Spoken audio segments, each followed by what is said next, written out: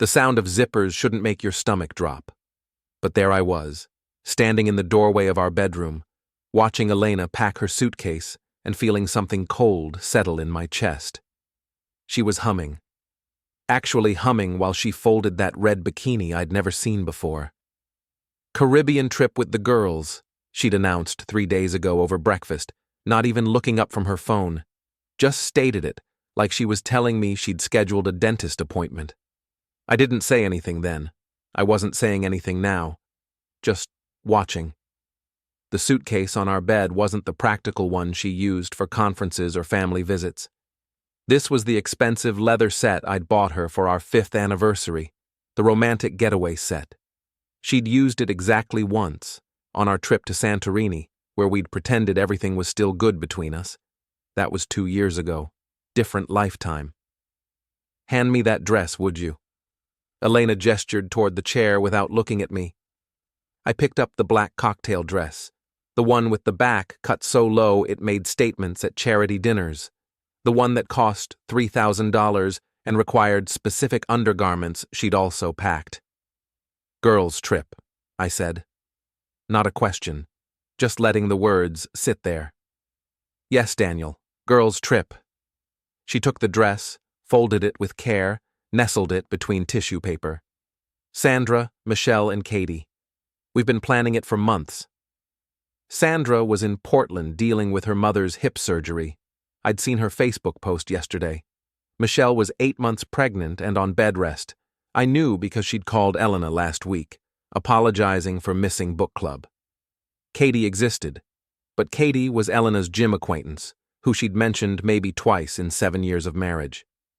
Before we dive deeper into this story, I have one small request. Please subscribe, drop a like, comment, and hit that hype button to boost this channel so more people can discover these incredible Reddit stories. I watched her pack 3 pairs of heels, the kind of heels you don't wear walking on sand. "How long?" I asked. 8 days.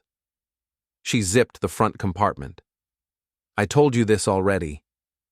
She had. She'd told me many things. What she hadn't told me was why her girls' trip required the silk lingerie set currently being tucked into the side pocket. The champagne-colored one I'd never seen her wear. Not for me, anyway. I leaned against the doorframe, keeping my face neutral. This was important. The neutrality. Elena was watching me in that peripheral way she'd perfected, testing for reaction, looking for the fight she wanted, the jealous husband routine, the accusations she could use later. "Tickets?" I asked instead. She brightened. Actually brightened. "Oh, want to see?" She pulled up her phone, showed me the boarding pass. First class to St. Martin. Her name, 1 seat. Departure tomorrow at 6:45 a.m. "Nice," I said. Her smile faltered just slightly. She'd been ready for something else. Suspicion, anger, questions she could deflect with righteous indignation about trust and independence. "The resort looks amazing," she continued, switching tactics, showing me the hotel website. "Private beach, spa, 5-star restaurant, the Oleander Bay Resort." I read the name carefully, committed it to memory. "Sounds perfect," I said. "You don't mind?" Now she was studying me directly. "You're okay with this?" "Why wouldn't I be?" "I don't know." She closed the suitcase, tested the weight. "You've been weird lately." "Weird how?" "Quiet, distant." I almost laughed. Projection was Elena's specialty. But I didn't laugh, I just shrugged. "Work's been busy," I said. "You know how it gets during quarter close." She seemed satisfied with that. Went back to checking her packing list on her phone. I watched her for another moment, then walked to my office down the hall. Our house, and it was our house, built with my money, maintained with my business accounts, had excellent doors. Solid oak. They closed quietly. I shut my office door and went to the safe behind my bookshelf. The prenuptial agreement was in a manila folder, 3rd from the left, exactly where it had been for 7 years and 4 months.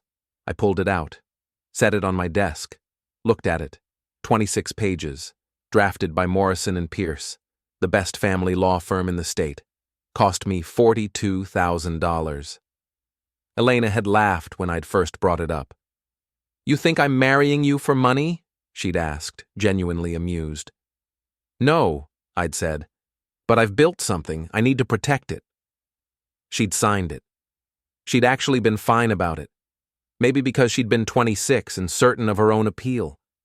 Maybe because she genuinely loved me then. Maybe because she hadn't bothered reading it carefully. I'd read it carefully. I'd read it many times.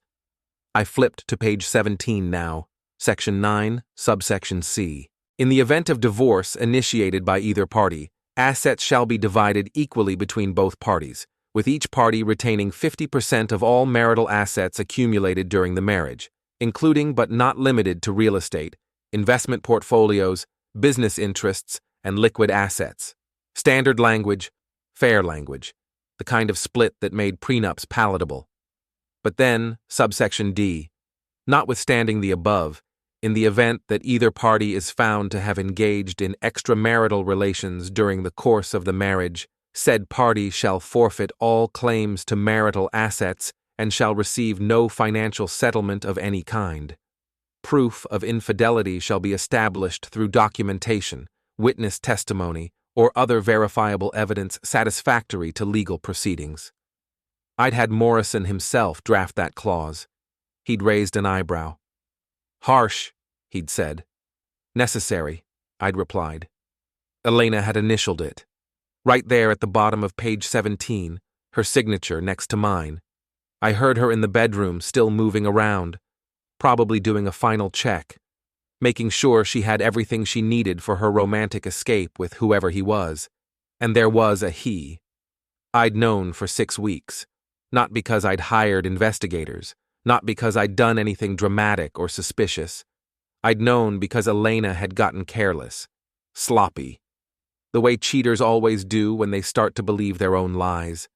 A receipt for dinner at Aurelio's, the Italian place across town, on a night she'd claimed to be at book club. Her explanation: book club had changed venues. Plausible, except book club met on Thursdays, and the receipt was from a Tuesday. A new perfume. Expensive. French. Not the Chanel she'd worn since college. When I'd mentioned it, she'd said her sister recommended it. Her sister had been dead for 3 years. Phone calls taken in the bathroom with the door locked. Text messages that made her smile in ways I hadn't seen in months. A suddenly busy schedule on weekends when I was out of town on business. And the biggest tell, she'd started being nice to me. That's what people don't understand about affairs. The cheater doesn't get meaner, they get nicer, guilty kindness, overcompensation. Elena had been almost pleasant for the past month, asking about my day, making my coffee in the morning, initiating conversations about nothing in particular.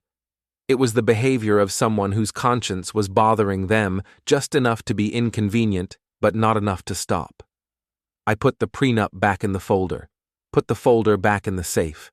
Tomorrow morning, Elena would leave for the airport. She'd spend 8 days with her mystery man at a 5-star resort, charging everything to credit cards I'd notice but wouldn't mention. She'd come home tanned and relaxed, maybe even feeling refreshed enough to continue the charade of our marriage for a while longer. And eventually, when it suited her, she'd ask for a divorce. Probably with a lawyer already lined up. Probably with a speech prepared about growing apart and needing space and still caring about me, but not being in love anymore. She'd expect to walk away with half of the business I'd built from nothing, half of the investments I'd carefully curated over 15 years, half of the properties, the accounts, the portfolio that represented every sacrifice I'd made since I was 22 years old. She'd calculated it all, I'm sure. Probably had a number in mind. Probably had plans for it. Maybe the new guy had plans for it too. But Elena had forgotten one thing. Or more accurately, she'd never taken it seriously in the first place. I walked back to the bedroom. She was closing the last zipper, testing the suitcase handle. "All set?" I asked. "I think so." She looked at me, and for just a second I saw something that might have been guilt, or maybe just annoyance that I wasn't reacting the way she'd expected. "You'll be okay here by yourself?" "I'll manage. There's food in the freezer, and Mrs. Patterson can come in to clean if you need her." "I'll be fine, Elena." She nodded, looked around the room one more time, then directly at me. "Daniel," she said, "if this bothers you, if you have a problem with me taking this trip, just say so." There it was, the opening she wanted, the invitation to be the controlling husband, to forbid or protest or demand, to give her the justification she needed. I smiled, small, tired. "I don't have a problem with it." "You're sure?" "Have a good trip," I said. "You deserve a break." Her face did something complicated, surprise, disappointment, maybe a flicker of relief. "Okay," she said quietly. "Thank you." I left her there with her suitcase and her lies, went downstairs to the kitchen, poured myself 2 fingers of scotch, sat at the counter, and looked at nothing in particular. My phone buzzed, a text from Mark, my business partner. "Still coming to the investor meeting Friday?" "Yes," I typed back. Wouldn't miss it. The house was quiet. I could hear Elena upstairs, probably checking her phone, probably texting him, probably excited. I finished my scotch, rinsed the glass, set it in the sink. When I married Elena, I'd been 31 and stupid enough to think love was enough. I'd built a successful consulting firm from scratch, had money in the bank, had a future bright enough to be worth protecting. But I'd also believed in partnership, in commitment, in the idea that 2 people could build something together and actually mean their vows. 7 years later, I understood differently. Elena hadn't married me for love. Maybe she'd loved me once, at the beginning, in whatever shallow way she was capable of. But she'd married me for security, for the lifestyle, for the house and the cars and the social status that came with being Mrs. Daniel Hartwick. And now she was bored. Now she wanted out. Now she wanted to take half of everything I'd built and start over with someone new. The truly insulting part was that she thought I didn't know. I went back upstairs. Elena was in the bathroom, removing her makeup. Tomorrow's flight was early. She'd want to be fresh. "I'm going to bed," I said from the doorway. "Okay, I'll be there soon." I went to our bedroom, got into bed, turned off my light. When Elena came in 20 minutes later, I pretended to be asleep. She slipped under the covers on her side, kept to her edge of the mattress, careful not to touch me. We'd been sleeping like that for months. 2 people in a king-size bed, keeping to our territories, polite strangers who happened to share an address. I listened to her breathing even out, listened to her fall asleep.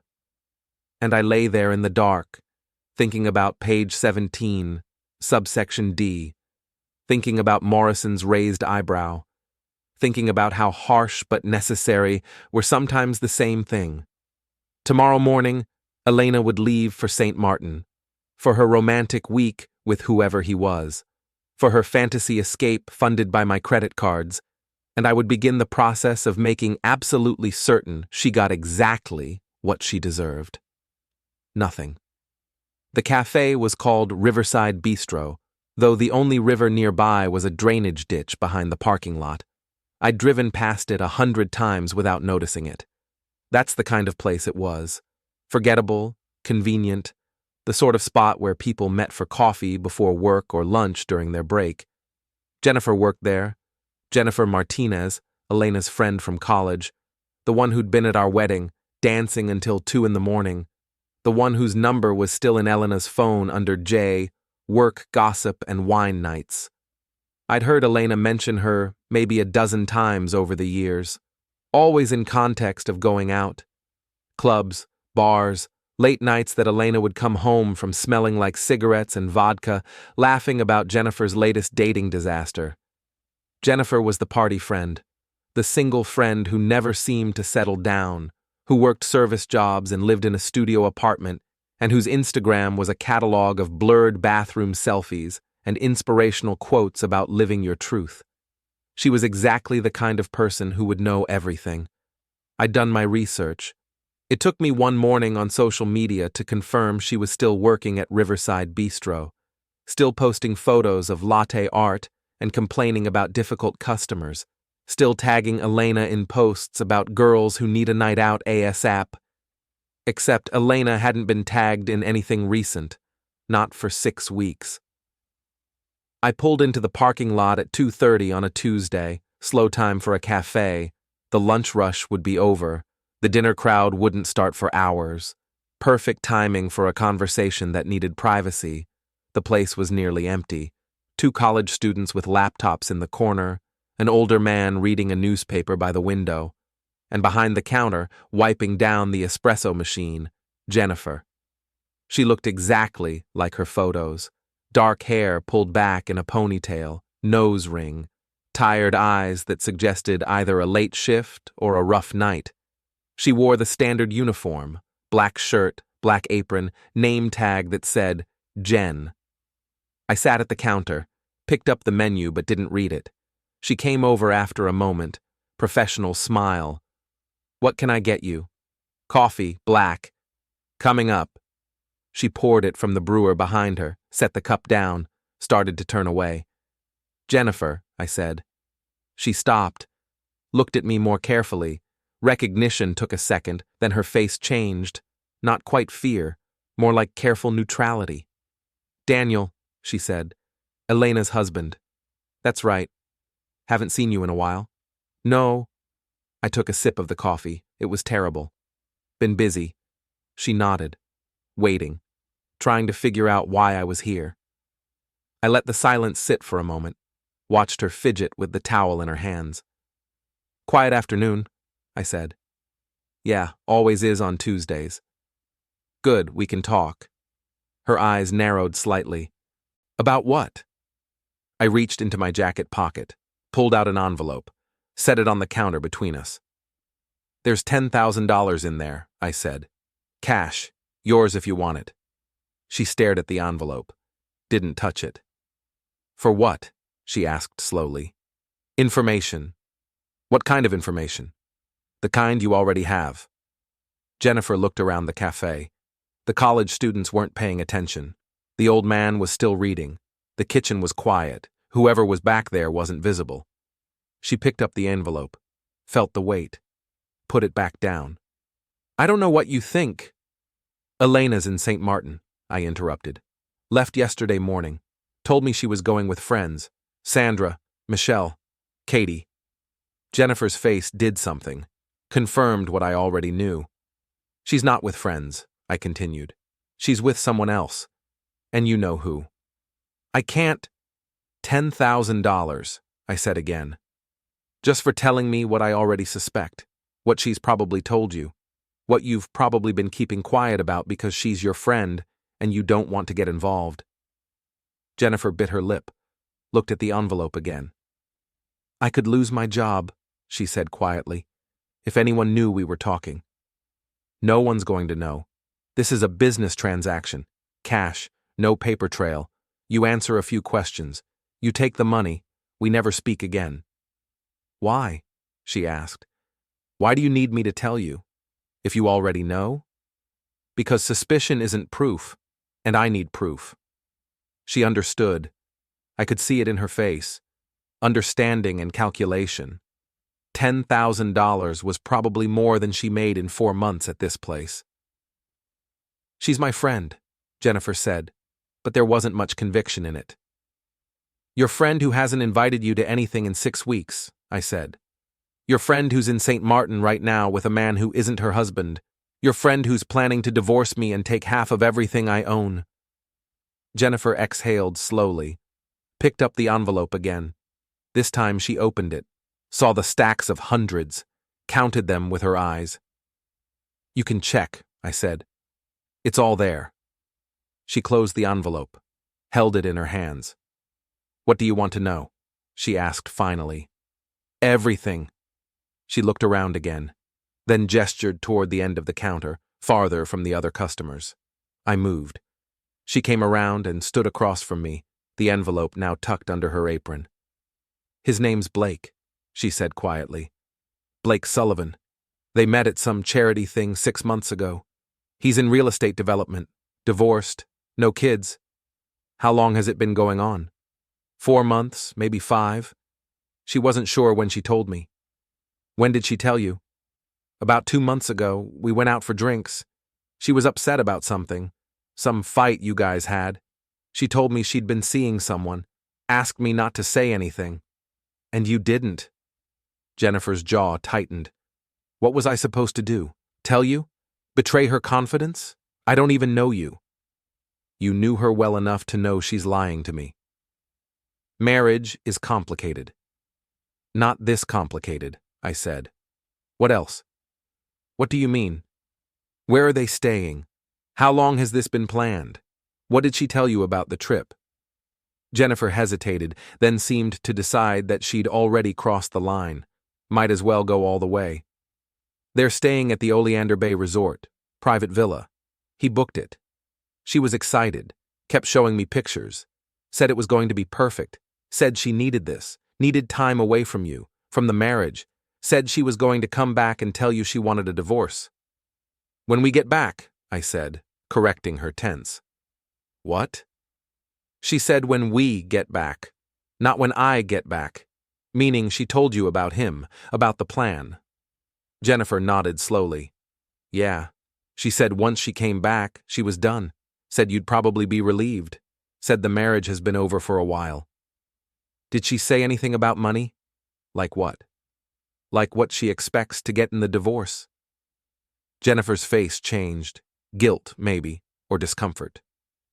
She said you guys had a prenup, she said carefully, but she thought she'd still get a fair settlement. Said you were generous. Said you'd probably agree to a decent split to avoid drama. I almost smiled. Elena had it all figured out. Keep it quiet. Keep it civil. Get the divorce without fuss. Walk away with millions. Anything else I should know? I asked. Jennifer thought about it. She really likes him. Blake. She talks about him like she's happy, like he makes her feel young again, special, all that stuff. And she told you all this. We've been friends for 10 years. She needed someone to talk to. Someone who'd keep her secrets. Jennifer's eyes hardened. Someone who wouldn't judge her. Yeah.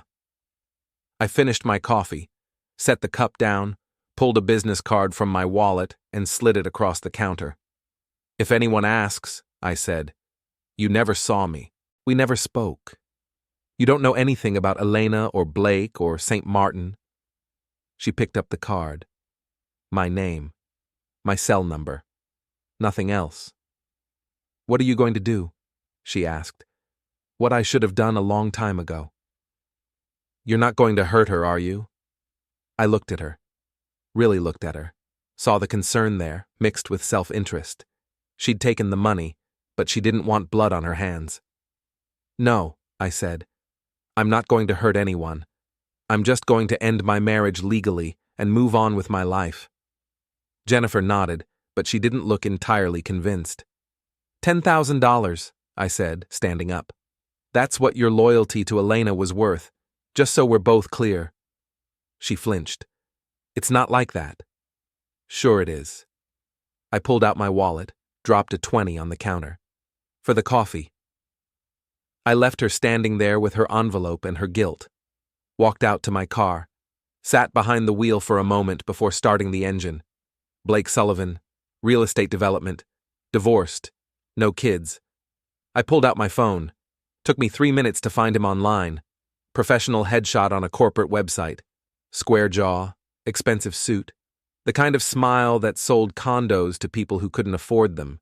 He had a house in the suburbs, a BMW, a LinkedIn profile that boasted about closing deals and building communities.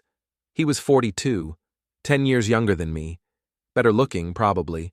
Or at least, Elena thought so. I looked at his photo for a long moment. This was the man my wife had chosen. The man she was with right now, on a beach somewhere warm. The man she was planning a future with. The man who thought he'd won. I started my car, drove home. The house was quiet and cold. I'd turned down the heat before leaving. No point warming empty rooms. In my office, I opened my laptop, booked a flight to St. Martin, departing tomorrow morning, first class. One way. Then I called Morrison. He picked up on the second ring. "Daniel," he said. "Been a while. What can I do for you?" "I need a recommendation," I said. "Photographer, discreet, good with evidence documentation." There was a pause. "Legal trouble?" Morrison asked carefully. "Divorce," I said. "Potentially contested. I need someone who knows how to document infidelity in a way that holds up in court." "Ah," another pause. "Give me an hour, I'll send you a name." "Thank you." "Daniel," Morrison said before I could hang up, "be careful, these things can get messy." "It's already messy," I said. "I'm just cleaning it up." He sent me the name 40 minutes later, a private investigator named Davis who'd apparently worked on several high-profile divorce cases, licensed, bonded, experienced with international evidence collection. I called him, explained what I needed. He listened without interrupting. "St. Martin," he said when I finished. "Oleander Bay Resort. That's upscale, lots of security, lots of cameras." "I don't need you to breach security," I said. "I need you to document what's already public. 2 people acting as a couple in public spaces. Nothing illegal, nothing invasive." "Just photos?" "Photos. Video if possible. Clear identification, dates, timestamps, locations." "And you'll be there?" "I'll be there," I said. "But I won't approach them. I won't make contact. I'll observe and confirm, then leave. You'll do the documentation." Davis quoted me a price. I agreed without negotiating. Money wasn't the issue. Precision was. "One more thing," I said. "If anyone asks, you were never there. This documentation was obtained legally by me, in public spaces, without trespassing or invasion of privacy." "Understood," Davis said. "That's how I operate anyway." I hung up, looked at my calendar. Tomorrow I'd fly to St. Martin. I'd spend 48 hours documenting my wife's affair. I'd collect everything I needed to invoke Section 9, subsection D of the prenuptial agreement Elena had signed and forgotten. And then I'd come home and wait. Wait for her to return. Wait for her to smile at me and tell me about her wonderful trip with the girls. Wait for her to calculate her next move, thinking she held all the cards. Wait for the perfect moment to show her exactly how wrong she was. St. Martin at dawn looked like something from a postcard. Pink sky bleeding into blue ocean. Palm trees swaying in a breeze that smelled like salt and flowers. The kind of beautiful that made you forget the world had sharp edges. I sat in a rental car outside the Oleander Bay Resort and reminded myself why I was here. The flight had been long. I'd slept through most of it, woke when the pilot announced our descent, watched the island grow larger through the window. By the time I collected my bag and picked up the rental sedan, it was nearly midnight. I'd driven to the resort, parked down the road, found a small hotel, the kind that catered to budget tourists and asked few questions, and checked in under my own name. No reason to hide. I wasn't doing anything wrong. Davis had arrived on a different flight. We'd communicated only by text. He had his own rental car, his own hotel. We'd coordinate when necessary, but we wouldn't be seen together. Now it was 6 a.m. The resort was waking up. Staff members moving between buildings, groundskeepers tending the gardens, a few early risers heading toward the beach with towels and coffee. I had a camera, expensive, professional grade, the kind serious photographers used. I'd learned to use it in college during a brief phase where I'd thought about art instead of business. Those skills were coming back quickly. I also had patience. That's what people underestimate about revenge. They think it's hot, impulsive, emotional. Real revenge is cold, calculated, patient. I waited. At 7:15, they emerged from Villa 9. I recognized Elena immediately. She wore a white sundress I'd never seen, sunglasses, her hair down the way she used to wear it when we first met. She looked happy, relaxed. The way someone looks when they're exactly where they want to be. Blake walked beside her. Tall, well-built, casual linen shirt and khaki shorts. He said something that made her laugh. Real laughter, not the polite kind she gave me anymore. They walked toward the main restaurant, his hand on the small of her back, her leaning into him slightly. I raised the camera, focused, clicked. The photo was perfect. Both faces clear, the villa number visible in the background, the resort sign partially visible to the left. Date and timestamp automatically recorded by the camera. I took 3 more as they walked. Different angles, all of them clearly showing 2 people who were not behaving like friends, not behaving like anything platonic. They disappeared into the restaurant. I lowered the camera, checked the photos, all of them sharp, all of them undeniable. That was day 1, hour 1. I spent the rest of the morning observing from various positions. The resort was large enough that a single tourist with a camera didn't attract attention. There were dozens of people taking photos, couples capturing memories, families documenting vacations. I was just another tourist, just another person with an expensive camera, interested in the scenery. At noon, they went to the beach, private cabana, Elena in that red bikini I'd seen her pack, Blake in swim trunks, applying sunscreen to her shoulders, her leaning back into his hands, both of them comfortable, familiar, the body language of people who'd done this before. I was 50 yards away, partially hidden by a palm tree. The camera had an excellent zoom lens. I took 12 photos, different moments, different angles, all of them from public beach access, nothing illegal, nothing that required trespassing. At one point, Elena looked in my direction. I lowered the camera immediately, stood there like any tourist, appearing to admire the view. She looked away after a moment, didn't recognize me, didn't see any threat. People see what they expect to see. Elena expected me to be back home, alone, maybe working late, maybe eating frozen dinners and watching television. She didn't expect me to be here, so she didn't see me. Blake kissed her, long, slow, the kind of kiss that wasn't for public consumption but happened anyway because they thought no one was watching. I captured it.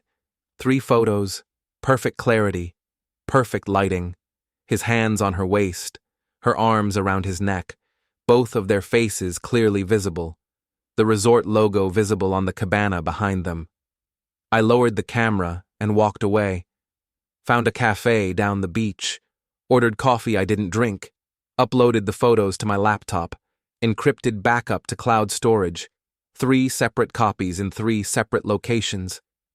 Then I deleted them from the camera's memory card and went back. The afternoon was more of the same. Them at the pool, them at the bar, them walking hand in hand along the beach at sunset, stopping occasionally to take selfies on her phone. Selfies she'd probably delete before coming home. I documented everything, stayed invisible, stayed patient. Davis texted me once. Good coverage from North Side. Multiple witnesses available if needed. I texted back, confirmed timestamps on everything. He responded, all documented, legal and clean. That night I sat in my cheap hotel room and reviewed the day's work. 43 photos, all of them useful, all of them clear, all of them showing exactly what they needed to show. Elena Hartwick, currently married to Daniel Hartwick, engaged in a romantic relationship with Blake Sullivan at the Oleander Bay Resort in St. Martin. Date stamped, location verified, no question about what they were doing or why they were there. I sent the best 15 photos to Morrison's secure email with a brief note. Preliminary documentation. More to follow. He responded within the hour. Received. This is solid. Proceed carefully. Day 2 was easier. I knew their routine now. Breakfast at 8, beach until noon, pool in the afternoon, dinner at the resort restaurant around 7, drinks at the bar after. They barely left the resort. Why would they? Everything they needed was right there. Privacy, luxury, the illusion of a perfect escape. I became part of the scenery, the guy with the camera, the solo tourist, The man who seemed interested in landscapes and architecture. Nobody questioned it. Nobody gave me a second look. I took 60 photos on day 2. Different locations, different times, building a timeline, creating a narrative that would be impossible to dispute. At one point, Blake's phone rang. He answered it, walking a few feet away from Elena. Business call, probably. He gestured with his free hand, looking serious, making deals while on vacation with someone else's wife. Elena watched him with something like pride, like she was happy to be with someone important, someone who took calls and made decisions. She'd stopped looking at me like that years ago. I photographed her watching him. The expression on her face said everything about how she felt, about what this was to her. It wasn't just an affair, it was a replacement, an upgrade. That photo went into a separate folder, not for legal purposes, just for me. A reminder of why I was here, why I was doing this. On day 3, I prepared to leave. One more breakfast observation, one more round of photos, and then I'd be gone before they even knew I'd been here. They emerged from their villa at 8:30, later than usual, both looking tired but satisfied. Blake was wearing the same shirt as yesterday. Elena's dress was wrinkled. I took 5 photos, added them to the collection. Then I returned to my hotel, packed my bag, and checked out. Davis texted, "Departing noon flight, package complete." I responded, "Confirmed, thank you." At the airport, I sat in the departures lounge and looked at nothing in particular. Other travelers moved around me. Families, couples, business travelers, everyone going somewhere, everyone leaving something behind. My phone buzzed. A text from Elena. "Having an amazing time. Miss you. See you soon." I stared at the message for a long moment. 3 lies in 3 sentences. Impressive efficiency. I typed back, "Glad you're enjoying yourself. Safe travels." Then I boarded my flight and left St. Martin behind. 7 hours later, I was back home. Back in my quiet house with my encrypted photos and my carefully documented timeline. I'd been gone 62 hours. Elena still had 5 days left on her vacation. 5 days to enjoy her fantasy. 5 days to fall deeper into whatever future she thought she was building with Blake. 5 days before everything came crashing down. I poured myself a drink, opened my laptop, reviewed the complete documentation, 108 photos, 3 separate witness accounts from Davis, timestamps, locations, everything verified and triple-checked. Morrison called. "Back safe?" he asked. "Yes. The documentation is excellent, more than sufficient for our purposes." "Good. Daniel," he said carefully, "are you sure you want to proceed with this? Once you invoke that clause, there's no going back." "I'm sure. She's going to be devastated." "She made her choice," I said. "I'm making mine." There was a long pause. "All right," Morrison said finally. "When she returns, give her a few days to settle in, then we'll schedule the filing." "No," I said. "I'll tell her first. She deserves to know it's coming." "That's not advisable. I'm not interested in ambushing her," I said. "I'm interested in justice. There's a difference." Morrison sighed. "Your call, but be prepared. This is going to get ugly." "It's already ugly," I said. "I'm just making it visible." After we hung up, I sat in my office and looked at the photos on my screen. Elena smiling. Elena laughing. Elena being happy with someone who wasn't me. Part of me, a small, stupid part, felt something like loss. This was the end of my marriage. The final confirmation that 7 years had been for nothing. But a larger part of me felt something else. Relief. Because I'd been living in a lie. Sleeping next to someone who'd already left. Maintaining a facade for reasons that didn't matter anymore. This was the truth. Raw. Documented. Undeniable. And truth, however ugly, was better than beautiful lies. Elena came home on a Thursday afternoon. I heard the car in the driveway, the sound of her suitcase rolling across the pavement, her key in the lock. I was in the living room reading, or pretending to read. I'd been staring at the same page for 20 minutes. "Daniel?" she called from the foyer. "I'm home." "In here," I said. She appeared in the doorway moments later, tanned, relaxed. She looked younger somehow, happier. 8 days with Blake had been good for her. "Hey," she said, smiling. Genuine smile. "Miss me? How was the trip?" "Amazing, absolutely amazing. The resort was incredible. The beach, the food, everything." She dropped onto the couch across from me. "You should have seen it. It was paradise." "Sounds perfect." It was exactly what I needed. Time away, time to think. Just me and the girls, you know. No stress, no responsibilities, just relaxation. I nodded, said nothing. She studied me for a moment. "You okay? You seem quiet." "Just tired, work's been busy." "Right, well." She stood up, stretched. "I should unpack, do some laundry, get back to normal." "Elena," I said. She stopped, turned back. "Yeah? We need to talk, but not right now. Let's say tomorrow, after dinner." Something flickered across her face. Calculation, concern, but it passed quickly. "Okay," she said. "Sure, everything all right?" "Everything's fine, just something we should discuss." She nodded slowly. "All right, tomorrow." She went upstairs.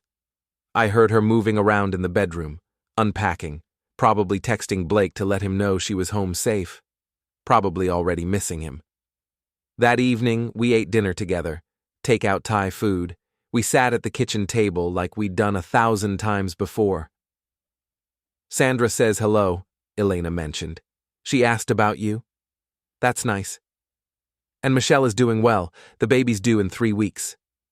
"Good for her." Elena looked at me. "You're being weird." "Am I?" "Yes, you're being short, distant. What's going on?" "Like I said, we'll talk tomorrow." She didn't push. Maybe she was tired. Maybe she didn't care enough to push. We finished dinner in relative silence. She went to bed early. I stayed downstairs reviewing documents on my laptop. Morrison had sent me the preliminary divorce filing. It was thorough, professional. It cited irreconcilable differences. It referenced the prenuptial agreement. It laid out exactly what would happen next. I read it 3 times, made minor notes, sent it back approved. The next day moved slowly. Elena was busy catching up on phone calls and emails. I went to the office, handled meetings, pretended everything was normal. At 6, I came home. Elena was in the kitchen, making pasta. Actual cooking. She hadn't cooked in months. "Thought we could have a nice dinner," she said when I came in. "Before we talk." Thoughtful. We ate. The pasta was good. Elena had always been a decent cook when she wanted to be. She just hadn't wanted to be in a long time. "So," she said when we'd finished, "what did you want to talk about?" I pushed my plate aside, folded my hands on the table, looked at her directly. "I'm filing for divorce," I said. The silence was immediate and complete. Elena stared at me. Her fork was halfway to her mouth. She set it down slowly. "What?" she said. "I'm filing for divorce. The papers will be ready next week. I wanted to tell you first." I don't understand." "Why?" "Because our marriage is over. Has been for a while. You know it. I know it. There's no point pretending anymore." Her face went through several expressions: shock, confusion, and then, almost imperceptibly, relief. "Daniel," she said carefully, "this is sudden. Are you sure? Have you thought about this?" "I've thought about little else." "But we can work on things. We can try counseling. We can—" "No," I said. "We can't. It's done." She sat back, processed. I watched her mind work, watched her recalculate, watched the relief deepen. "Okay," she said finally. "Okay, if that's what you want." "It is." "And the financial arrangements? We have the prenup, but we can discuss a fair—" "The prenup covers it," I said. 50-50 split, standard division of assets." She nodded. tried to hide the satisfaction in her eyes. That seems fair, doesn't it? I think we can keep this civil, she said. Keep it between us. No drama, no lawyers fighting, just adults handling things maturely. Exactly what I was thinking. She relaxed. Actually relaxed. This was going better than she'd hoped. Her husband was doing the hard work for her, initiating the divorce, agreeing to a fair split, making it easy. She'd probably text Blake tonight, tell him the good news, start planning their future together with my money. I'll move out, she said. Give you space. I can stay at a hotel for a bit, then find an apartment. That would be best. She looked around the kitchen, our kitchen, already saying goodbye to it in her mind. I'm sorry it came to this, she said, and I almost believed her, almost thought she meant it. Me too, I said. We sat there for another moment. Then Elena stood up, started clearing the dishes, playing the part of the amicable, soon-to-be ex-wife. I'll start packing this weekend, she said. I'll be out by Monday. Take your time. There's no rush. She smiled at me, grateful. Thank you for being reasonable about this. Of course. That night, after she'd gone upstairs, I texted Mark. Drinks tomorrow? He responded immediately. Always. What's going on? Tell you tomorrow. The bar was called Parker's. Upscale. Quiet. The kind of place where business deals happened over bourbon and confidential conversations. Mark was already there when I arrived. He'd ordered for both of us. Old-fashioned for him, scotch for me. You sounded serious, he said as I sat down. What's up? Elena and I are getting divorced. He didn't look surprised. Finally, when did you tell her? Last night. How'd she take it? Well, too well. Mark raised an eyebrow. Meaning? I pulled out my phone, pulled up one of the St. Martin photos. Showed him. He looked at it for a long moment. Who's the guy? Blake Sullivan, real estate developer. They've been together for months. You knew? I suspected. Now I know. Mark handed back the phone. So you're divorcing her because she's cheating? Yes. And the prenup? Has an infidelity clause. He stopped, set down his drink. You're serious? Completely. She gets nothing? Nothing. Mark let out a low whistle. She knows this? Not yet. She thinks she's getting half. She thinks I'm being reasonable and mature. She thinks she won. When's she going to find out? At the signing, next Friday. Morrison's scheduling it. Mark looked at me, really looked at me. You're cold about this. Should I be warm? No. He shook his head. I've known you 15 years. Never seen you like this. Like what? Ruthless. I finished my scotch. She broke our marriage. She lied to me for months. She planned to take millions of dollars she didn't earn and start a new life with someone else. That's ruthless. I'm just responding in kind. Fair enough. Mark signaled for another round. You sure about this? No second thoughts? None. She's going to lose it when she finds out. Probably. And you're okay with that? I thought about it. About Elena's face in those photos. About her smile when she came home. About her relief when I said I wanted a divorce. I'm very okay with it, I said. Mark nodded. Then I'm with you. Whatever you need. We drank in silence for a moment. You know what the worst part is? I said. What? She never even apologized. Never felt guilty, just came home, lied to my face, and started planning how to spend the money. Some people are like that. I know, I married one. Mark laughed. Dark humor, the kind that happens when situations are too absurd to process normally. Next Friday, he said. You want me there? No, but I'll tell you about it after. Deal. We finished our drinks, talked about other things. Work, investments, the market. Normal conversation that felt almost therapeutic. When I got home, Elena was asleep. I went to my office, pulled out the prenup one more time. Page 17, Section 9, Subsection D. I read it again. Every word, every clause, made sure there were no loopholes, no ambiguities, no ways for Elena to argue or contest. Morrison had drafted it perfectly. The language was clear, the conditions were specific, the enforcement was straightforward. If I could prove infidelity, and I could, the prenup was airtight. Elena would get nothing, not the house, not the investments, not a single dollar from the accounts she'd been mentally spending for weeks.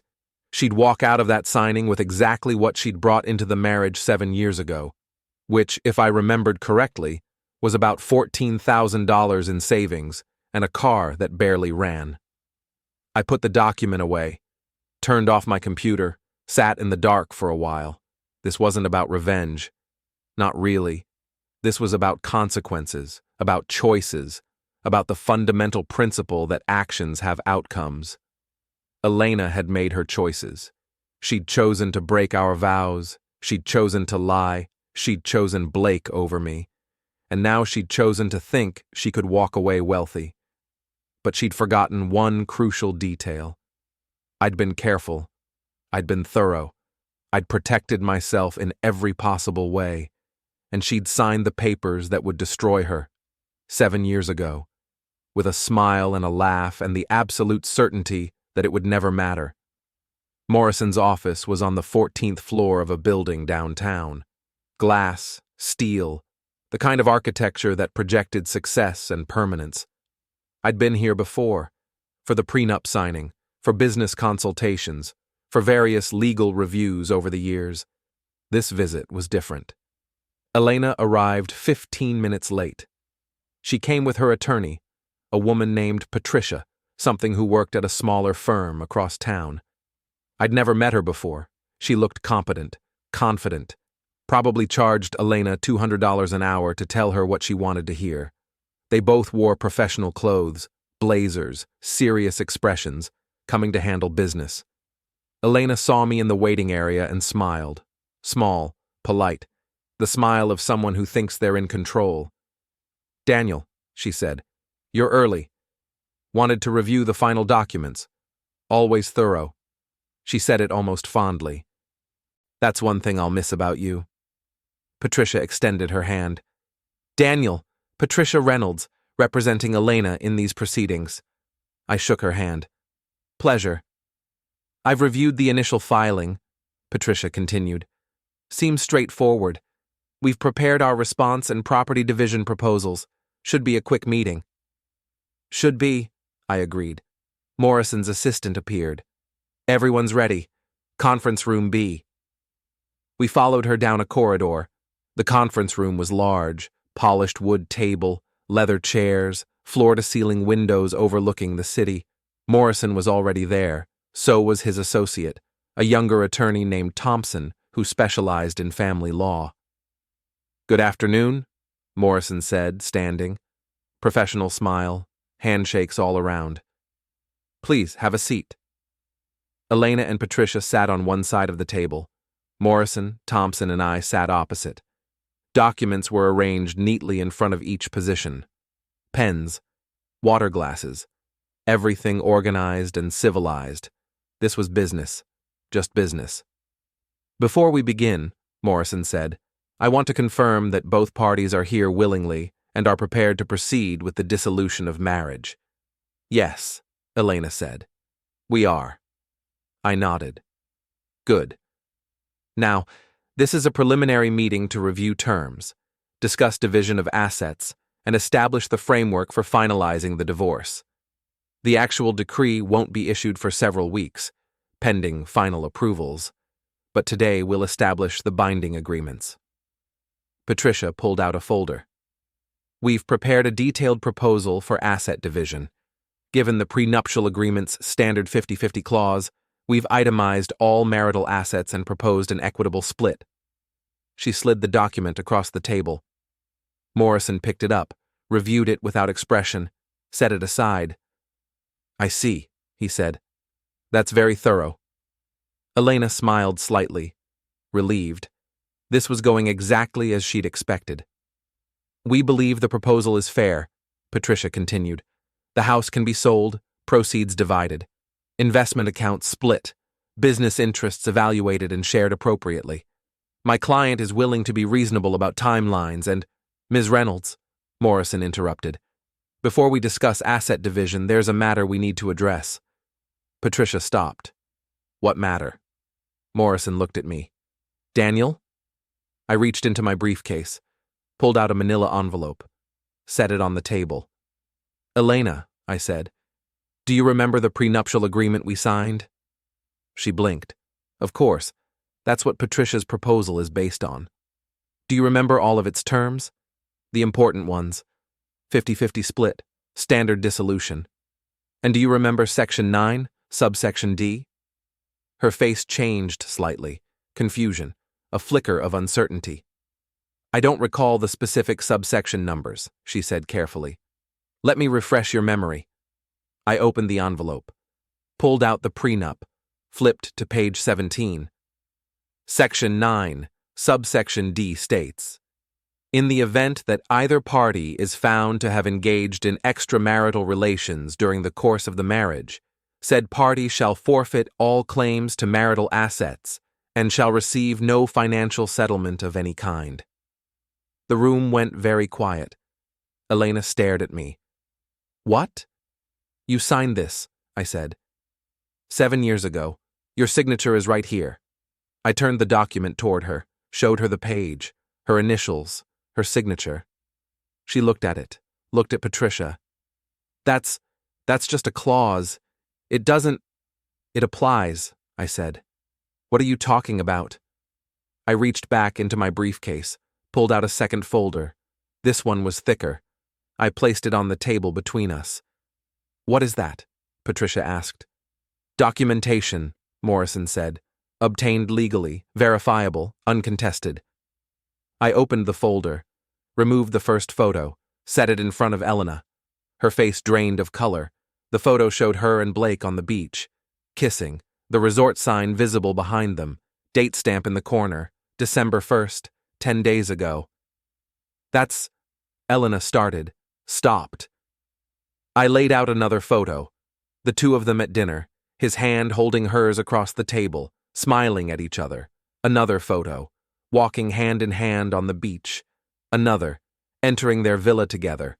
Another, at the pool.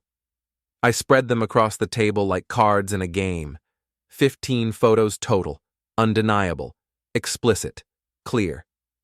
These were taken at the Oleander Bay Resort in St. Martin, I said, where you spent 8 days with Blake Sullivan, the same 8 days you told me you were on a girls' trip. Elena's mouth opened, closed. No sound came out. Patricia was looking at the photos, her professional confidence evaporating. I also have witness testimony, I continued. Jennifer Martinez, your friend, who confirmed the affair, who provided details about the relationship, who was paid for her information, and who will testify if necessary. You paid Jennifer? Elena whispered. I did. $10,000 for the truth. Seemed like a bargain. She looked at Morrison. This can't be legal. He spied on me. He violated my privacy. All photos were taken in public spaces, Morrison said calmly. No trespassing, no invasion of privacy. Your husband was a tourist in a resort where you were also a guest. He photographed what was publicly visible. It's completely legal. The witness testimony was voluntary, Thompson added. Compensation for information doesn't invalidate the testimony. Patricia cleared her throat. I need to speak with my client. Privately. Of course, Morrison said. They left the room. The door closed behind them. I sat in silence with Morrison and Thompson. Through the glass wall, I could see Elena and Patricia in the hallway. Elena was gesturing wildly. Patricia was reading documents. Both looked increasingly distressed. She didn't know, Thompson said quietly. She didn't take the prenup seriously, I replied. Her mistake. They were gone for 12 minutes. When they returned, Elena's eyes were red. She'd been crying. Patricia looked grim. My client disputes the validity of these photos, Patricia said, but there was no conviction in her voice. On what grounds? Morrison asked. The circumstances of their acquisition, the use of a private investigator. I didn't use a private investigator, I said. I took these photos myself. I was in St. Martin. I observed my wife with another man. I documented what I saw. There's no law against that. Patricia looked at Elena. Elena said nothing. These photos are time-stamped, Morrison continued. The locations are verified. The individuals are clearly identifiable. My client can provide airline records showing his travel, hotel receipts, everything documented and transparent. You followed me? Elena said suddenly, looking at me. You followed me to St. Martin? I went to St. Martin, I corrected, where I happened to observe you with Blake Sullivan, behaving in ways that violated our marriage vows and triggered the infidelity clause of our prenuptial agreement. You set me up. No, you set yourself up. I just documented it. Patricia shuffled papers, stalling. We need time to review this, to consult with experts, to determine if the prenup clause is enforceable. It's enforceable, Morrison said. The language is clear. The conditions are met. The proof is documented. There's no ambiguity. We'll challenge it. You can try. But I'll be honest with you, Ms. Reynolds. We've handled 50 cases involving infidelity clauses. We've never lost. The prenup is valid. Your client signed it. The conditions were met. The law is on our side. Patricia looked at Elena again. Elena was staring at the photos, at her own face, smiling at Blake, at the evidence of her own betrayal spread across the table like an accusation. This isn't fair, she said quietly. Fair. I looked at her, really looked at her. You lied to me for months. You took my money to fund a vacation with your lover. You planned to divorce me and take half of everything I built. And now you want to talk about fair? I was unhappy. Then you should have asked for a divorce, honestly, before starting an affair, before Blake, before any of this. You had choices. You made them. This is the consequence. Tears ran down her face. I'll have nothing. You'll have what you had before we married. Yourself, your choices, your future. That's more than you're entitled to under the prenup. Patricia put a hand on Elena's arm. Professional comfort. Elena, I think we need to accept that the clause is likely enforceable. We can file an appeal, but we'll lose, Elena finished. Won't we? Patricia hesitated, then nodded. Probably. Elena put her head in her hands. Her shoulders shook. She was crying openly now, the realization hitting her fully. 7 years of marriage, 7 years of security, all of it gone in an instant. Morrison cleared his throat. Shall we proceed with the signing? Patricia looked at him. You want to finalize this now? All the documents are prepared. Both parties are present. There's no reason to delay. My client is in distress. Your client is in distress because she's facing the consequences of her actions, Morrison said. Not unkindly, just factually. But the law doesn't wait for emotional readiness. The terms are clear. The evidence is documented. We can finalize this today, or we can schedule another meeting next week. The outcome will be the same. Patricia looked at Elena. It's your choice. Elena lifted her head. Her face was blotchy, makeup ruined. She looked at me with something that might have been hatred, or desperation, or both. How could you do this? She asked. How could you? I replied. She had no answer. Morrison slid documents across the table. These are the dissolution agreements. They confirm the terms of the prenup. They finalize the divorce. They establish that Elena Hartwick receives no financial settlement and retains no claim to marital assets. Patricia reviewed them, showed them to Elena, pointed to relevant sections. Elena read, slowly, as if hoping the words would change. They didn't. Sign here, Patricia said softly. And here. Initial here.